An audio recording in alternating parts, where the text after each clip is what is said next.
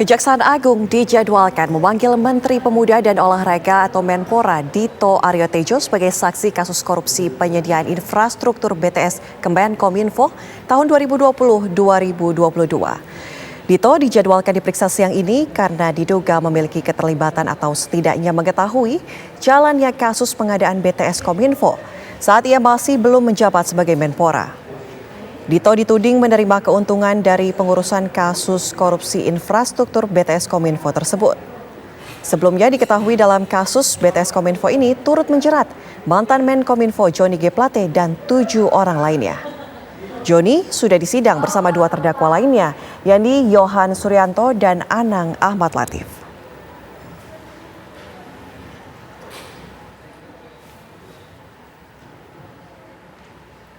Menteri Pemuda dan Olahraga Dito Aryo Tejo membantah dirinya terlibat dalam dugaan korupsi kasus pengadaan infrastruktur BTS Kominfo tahun 2020-2022. Dito mengaku akan memenuhi panggilan pemeriksaan dirinya di Kejaksaan Agung siang ini.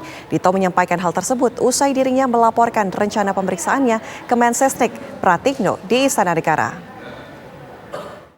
Insya Allah hadir ke Kejaksaan Agung di siang nanti. Jam berapa Mas? Rencananya jam 1. Oh jam 1 iya. jadinya. Kalau tadi sekalian lapor ke Presiden juga nggak? Enggak. Itu kan urusannya saya dituduhnya, saya bukan waktu saya sebagai Menpora dan itu tuduhannya ya nggak apa-apa lah. Kita nanti akan memberikan keterangan dan juga klarifikasi. Itu disiapin sama atau dibawa nanti? Enggak ada. Karena ya benar-benar sumir dan saya tidak tahu apa-apa. Nanti kita datang aja lah. Minta izin nggak sih Mas? Minta izin nggak kalau Presiden? Tadi saya hanya melaporkan ke Pak Mensesnek akan hadir ke Kejaksaan. Takutnya kan ya wartawan kan rame ya, takutnya bisa mengganggu isu-isu nasional. Jadi Mas, tadi saya melaporkan. Tapi apa sih yang nanti perlu sekiranya diklarifikasi begitu dari pihak kejaksaan? Ya yang pasti kalau dari yang saya baca kan saya hari ini hanya membaca apa yang dituding yang ada di suatu media. Itu karena saya sama sekali tidak pernah ketemu, tidak pernah mengenal dan apalagi menerima. Makanya saya juga senang bisa datang ke Kejaksaan karena waktu minggu lalu kan saya itu dari Berlin kan, jadi belum sempat dan langsung long weekend dari cuti nasional. Jadi hari inilah forum resmi dan momentum yang saya rasa sangat baik juga buat semuanya. Dan pemirsa, untuk melihat perkembangan rencana pemeriksaan terhadap Menpora Dito Aryo Tejo di Kejaksaan Agung, kita sudah tersambung bersama rekan kami, ada Nadila Saleh di sana. Selamat siang Nadila, bagaimana persiapan perkembangan kasus ini di sana? Silakan laporan Anda. Baik, selamat siang Ana dan juga pemirsa. Memang benar bahwa hari ini Menteri Pemuda dan Olahraga Dito Aryo Tejo diinformasikan ini akan memenuhi panggilan dari Kejaksaan Agung Republik Indonesia untuk pemeriksaan yang berkaitan dengan kasus korupsi BTS Kominfo yang sebelumnya ini telah menyeret Menteri Komunikasi dan Informatika Johnny G. Plate yang saat ini statusnya telah ditetapkan sebagai terdakwa per tanggal 27 Juni kemarin untuk sidang perdananya. Selain itu, Ana dan juga pemirsa, pemeriksaan ini dijadwalkan sebelumnya akan berlangsung pada pukul 9 pagi tadi, namun hingga saat ini ada perubahan seperti itu, yang mana perubahan ini untuk jadwal pemeriksaan ini akan berlangsung ataupun diganti pada pukul 13 siang nanti ataupun pada pukul 1 siang nanti. Karena memang hingga saat ini Dito ataupun Menpora ini tengah menjalani sejumlah kegiatan ataupun agenda yang dapatkan informasikan bahwa pagi tadi ia melakukan rapat kabinet di Istana Negara yang jika kami informasikan sedikit begitu bahwa dalam rapat kabinet tadi Dito juga sempat menyampaikan keterangan kepada media, dan ada satu keterangan yang memang menurut kami ini merupakan satu keterangan yang menarik seperti itu, bahwa awak media sempat bertanya apakah dalam rapat kabinet tadi Menteri ataupun Menpora ini menyampaikan agenda pemeriksaan ini kepada Presiden Joko Widodo, namun Dito menyampaikan bahwa agenda ini tidak disampaikan kepada Presiden Joko Widodo karena memang kasus ini berkaitan dengan kasus ini dirinya masih menjabat sebagai staf khusus di Kementerian Kemenko Perekonomian, sehingga pada saat itu dirinya belum menjabat sebagai Menteri Pemuda dan Olahraga seperti itu. Kemudian Ana dan juga pemirsa, ini jika kami ulas begitu bagaimana hingga akhirnya nama Menteri Pemuda dan Olahraga Dito Aryo Tejo ini akhirnya terseret masuk dalam kasus korupsi BTS Kominfo ini. Kami informasikan bahwa memang namanya ini pada mulanya terseret pada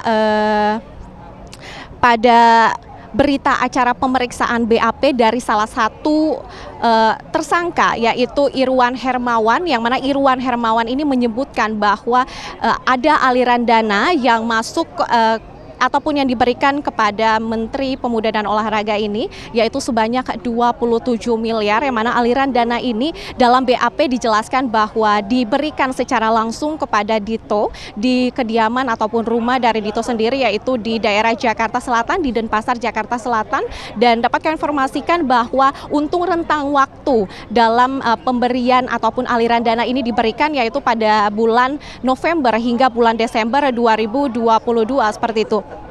Namun ini jika kami bandingkan seperti itu dengan keterangan yang disampaikan oleh Dito, yang mana kepada awak media ia menyebutkan bahwa dia tidak mengenal ataupun mengetahui bahkan menerima aliran dana tersebut. Sementara demikian, Anda kembali ke Anda.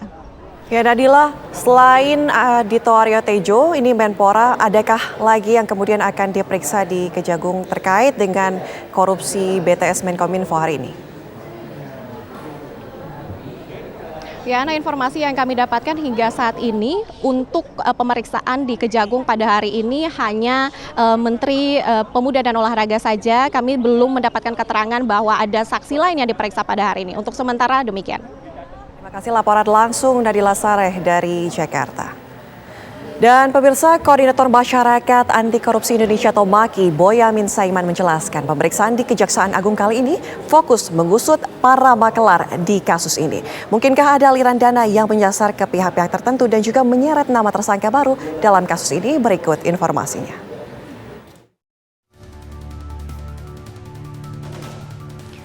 Pengusutan kasus korupsi pengadaan infrastruktur BTS Kominfo memasuki babak baru. Kali ini Kejagung membidik klaster makelar di kasus ini. Koordinator Masyarakat Anti Korupsi Indonesia, MAKI, Boyamin Saiman menjelaskan, pemeriksaan di Kejaksaan Agung kali ini tengah fokus pada para makelar di kasus ini yang dibayar para pemborong agar mereka tidak tersangkut kasus korupsinya. Bayaran disebut disalurkan dalam bentuk uang dolar yang diberikan terbungkus rapih di dalam kardus.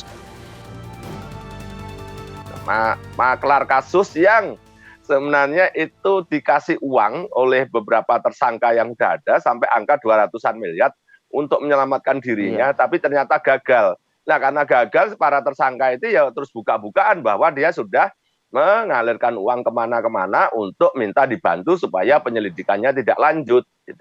Jadi kira-kira hari ini itu adalah klaster Markus. Gitu. Jadi itu yang dugaan loh ya, tapi ya kita tunggu semua berproses itu seperti apa, dan saya juga punya klaster yang dari subkontraktor dan yang terkait juga dengan untuk mengurusi perkara yang saya serahkan pada TV One, duit dolar yang dalam kardus itu, yang kita lihat sekarang ada di situ itu.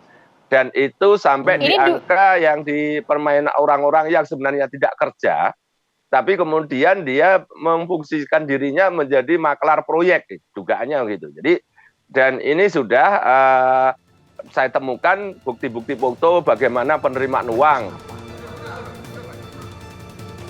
Sebelumnya Menkominfo nonaktif Johnny G. Plate sudah menjalani sidang perdana kasus dugaan korupsi penyediaan menara pemancar atau base transceiver station BTS 4G dan infrastruktur pendukung paket 1 hingga 5 Badan Aksesibilitas Telekomunikasi dan Informasi Bakti. Dalam surat dakwaan, Johnny disebut memperkaya diri sendiri hingga lebih dari 17,8 miliar rupiah.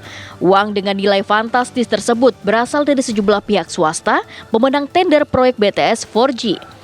Namun Johnny G. Plate membantah dakwaan yang dibacakan jaksa penuntut umum. Ia dan kuasa hukumnya akan mengajukan eksepsi pada sidang lanjutan yang akan digelar pada Selasa 4 Juli esok. Mungkinkah ada aliran dana yang menyasar ke pihak-pihak tertentu dan menyeret nama tersangka baru? Dalam kasus ini, tim TV One mengabarkan.